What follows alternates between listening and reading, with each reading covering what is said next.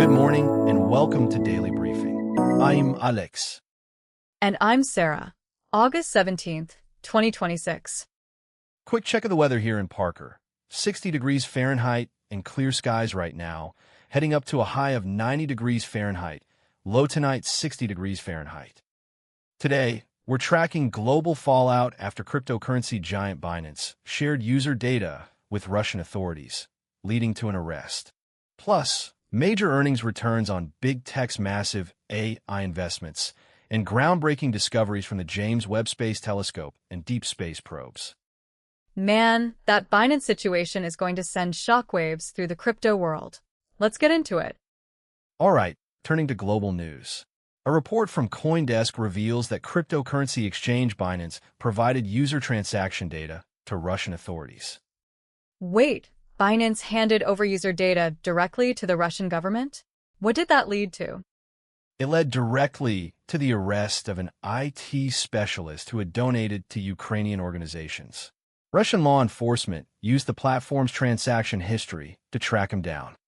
That is a massive red flag. International users rely on these global platforms assuming there's a baseline of privacy or at least strict compliance protocols. Right. And this raises immense compliance and safety questions for anyone using global crypto exchanges, especially individuals living under autocratic regimes or donating to sensitive causes. If a global platform complies with those kinds of data requests, user trust just evaporates overnight. We'll be watching how Binance responds to the international backlash. Meanwhile, China's economic recovery is hitting a major wall. Reuters is reporting that both consumer spending and industrial output have lost significant steam. That's a double hit. If people aren't buying and factories aren't producing, that recovery narrative completely falls apart. Exactly. The deceleration highlights severe domestic economic challenges inside China, and it's quickly becoming a broader concern for global economic growth. Because when the world's second-largest economy slows down, the ripple effects hit global supply chains and consumer markets everywhere. Absolutely. Moving to diplomacy, Donald Trump's latest diplomatic overture to North Korean leader Kim Jong-un is creating major friction with Washington's key regional ally. South Korea, I assume? Yes. The New York Times reports that Washington's push to reopen high-level dialogue with Kim Jong-un has severely strained relations with South Korea. It's a delicate balance. Trying to cut a direct deal with Pyongyang without keeping Seoul fully aligned creates huge geopolitical tension in the region. It really does. And finally, in global news, disaster has struck Indonesia. A powerful earthquake has killed at least 68 people and left thousands of survivors urgently waiting for emergency aid. That is heartbreaking, especially with the timing. Yeah, the devastation has cast a severe pall over the country's Independence Day celebrations as search and rescue teams race against time to deliver disaster relief.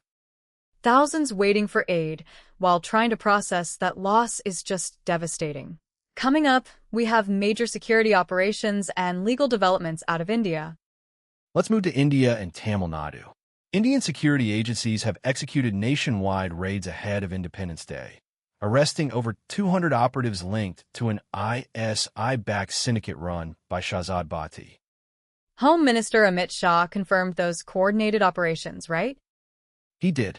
Shah confirmed the raids successfully foiled several planned terror activities right across the country before the national holiday. That is a massive intelligence and law enforcement sweep. Staying in India, the Supreme Court has stepped in to pause Allahabad High Court proceedings against opposition leader Rahul Gandhi regarding an alleged assets case. Yeah, the Supreme Court actually pulled up the police, asking why no formal action was taken earlier if the allegations were so serious. It definitely raises procedural questions. The ruling gives Rahul Gandhi temporary legal relief, while putting law enforcement procedures under intense judicial scrutiny. And wrapping up the region with sports, Day 3 of the first test between India and Sri Lanka was cut short by rain. India currently holds a solid 178-run lead heading into the remaining days. When we come back, we got a massive stack of finance news. from crypto breaches to big tech's giant AI bets. Let me turn to finance and markets.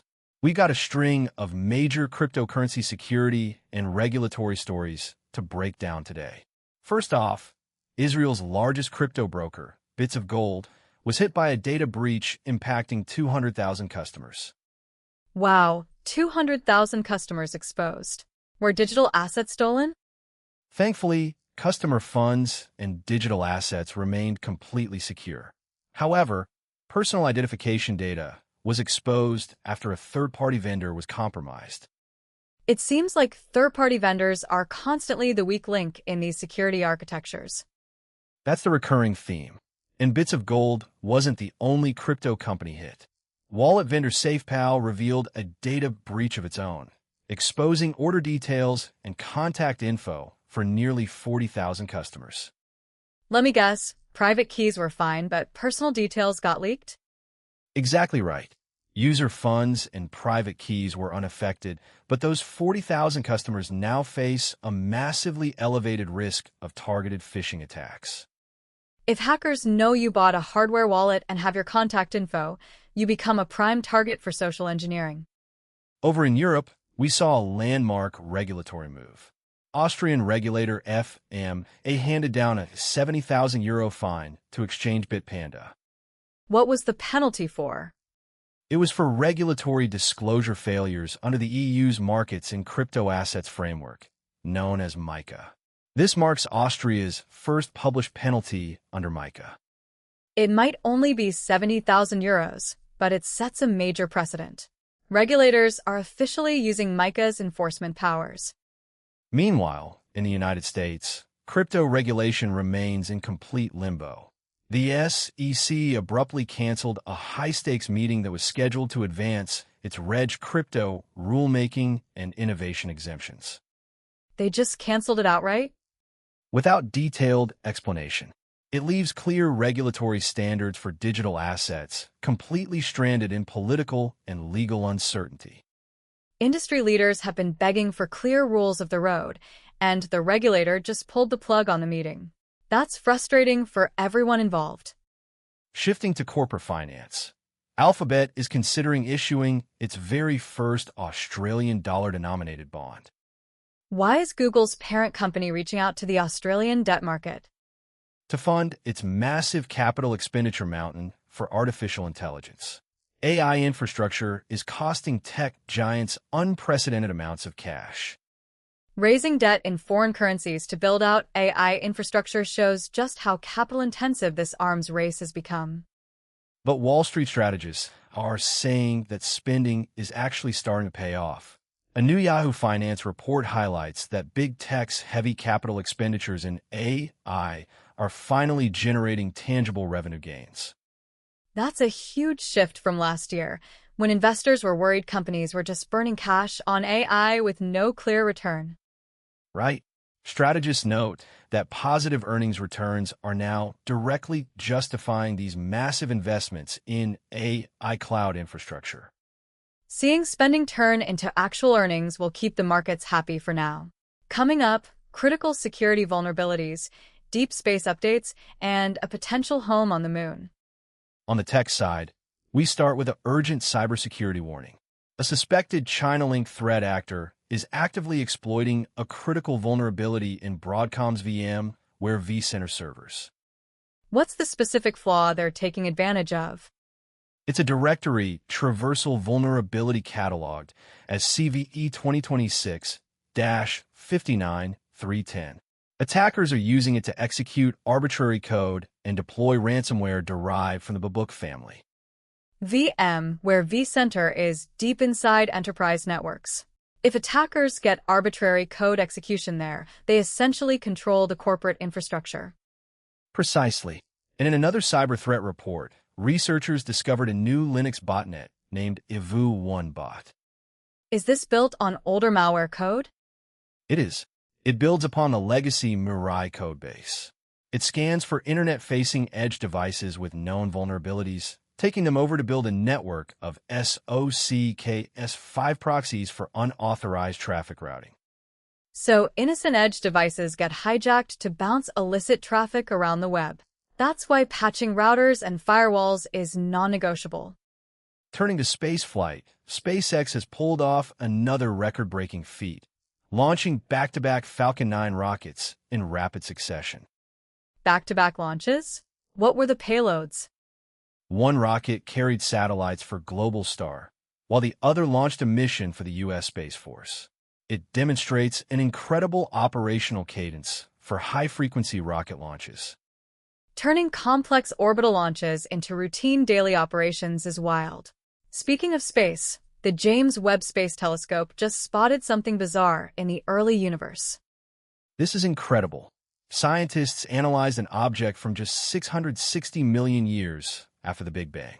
It looks like an enormous star, but it shines with the energy of roughly 100 billion suns. A single star shining like 100 billion suns? How is that physically possible? It turns out it's not a normal star. Hidden deep inside that star-like cocoon is an accreting supermassive black hole powering all that light and energy rather than a stellar core. So it's a cosmic illusion, a supermassive black hole masquerading as a giant star. That is mind-blowing. Meanwhile, Deep Space veteran Voyager 2 has been given a new lease on life.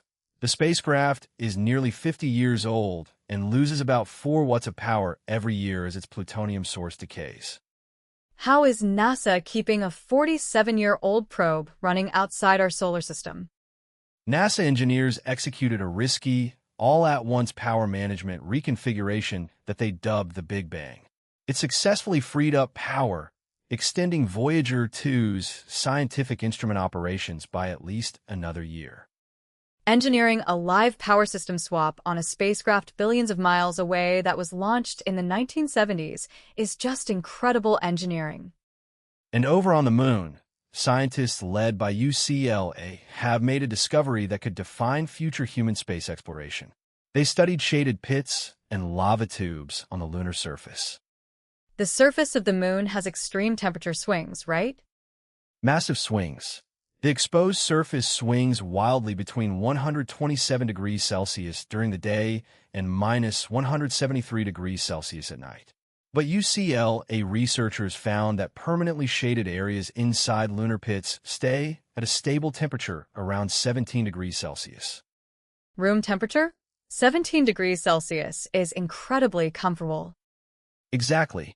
It means humanity's first permanent lunar habitat might literally be underground inside these natural lava tubes. You don't need to build heavy insulation against extreme weather if the moon gives you a 17 degrees Celsius cave naturally. Shift over to public health, where the Democratic Republic of Congo is facing a severe crisis. The ongoing Ebola outbreak has officially become the deadliest in the country's history. That is devastating news.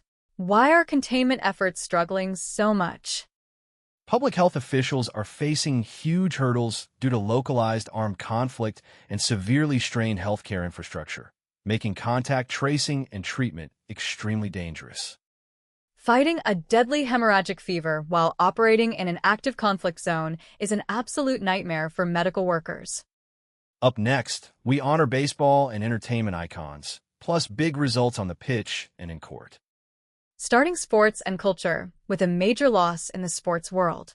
Tommy John, the legendary Major League Baseball pitcher whose groundbreaking surgery transformed the game, has passed away at the age of 83. He had an incredible career, but his name will live forever because of that ulnar collateral ligament reconstruction.